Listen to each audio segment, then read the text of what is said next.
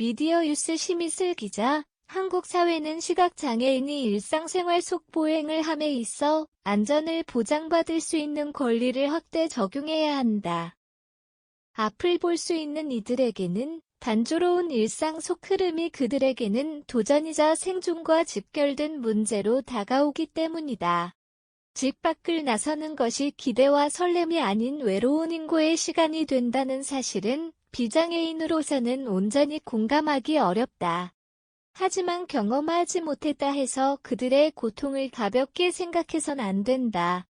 우리에게 가장 익숙한 공간인 집에서 만일 안대가 씌워진 채로 무언가를 해야 한다면 쉬웠던 행동 하나하나가 제약을 받으며 세상에서 가장 어려운 일이 될 것이다.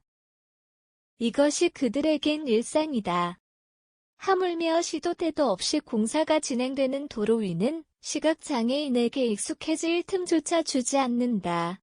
매일 급속도로 변하는 세상 속에서 그들에게 적응을 바라는 일은 너무 가혹하다.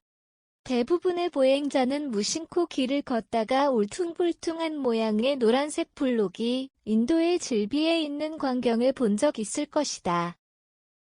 이는 시각장애인에게 길을 유도해주는 점자블록으로 그들의 눈과 다름없다고 말할 수 있다. 하지만 이를 따라 길을 걸어본 사람이라면 점자블록이 재구시를 하지 못함을 알 수 있다. 점자블록은 중간중간 끊긴 부분이 많을 뿐더러 차도와 가까운 곳에 설치된 경우도 있어 시각장애인의 보행 과정에 불편을 넘어선 위협을 가하고 있기 때문이다. 비장애인의 경우 인도의 진행 상황에 맞게 재빠른 대처가 가능하지만 시각장애인은 그들의 처지를 완벽히 이해하지 못하는 이들이 배려 없이 설치한 점자블록에 온몸을 맡기고 한 발 한 발 천천히 나아갈 수밖에 없다. 심지어 횡단보도가 엄연히 존재함에도 점자블록이 그 앞까지 설치돼 있지 않아 길을 건널 수 없는 상황이 발생하고 있다. 길은 어디에나 있지만 점자블록이 사라지는 순간 그들 앞은 낭떠러지와 다름없다. 가까운 이웃 나라 일본의 상황을 살펴보면 한국의 시각장애인 보행권이 얼마나 미흡한지 한눈에 파악할 수 있다. 횡단보도의 정지선까지만 점자블록이 설치된 한국과 달리 일본의 경우 도로까지 쭉 이어지는 점자블록이 있어 시각장애인이 보다 안전하게 길을 건널 수 있다. 이뿐만 아니라 초록불이 들어옴과 동시에 신호가 변경되었음을 알려주는 안내방송을 송출해주며 시각장애인의 보행권을 확실히 보장하고 있다.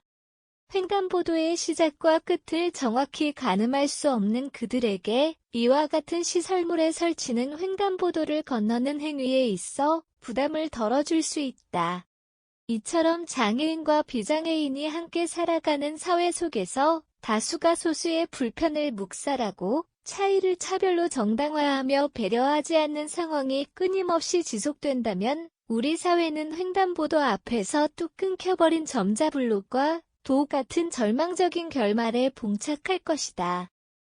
앞서 살펴본 일본의 시각장애인 점자블록 사례의 긍정적인 측면과 여러 해외 사례를 적극 수용해 시각장애인을 비롯한 모든 장애인의 보행권이 보장되는 한국 사회가 되었으면 하는 바람이 든다.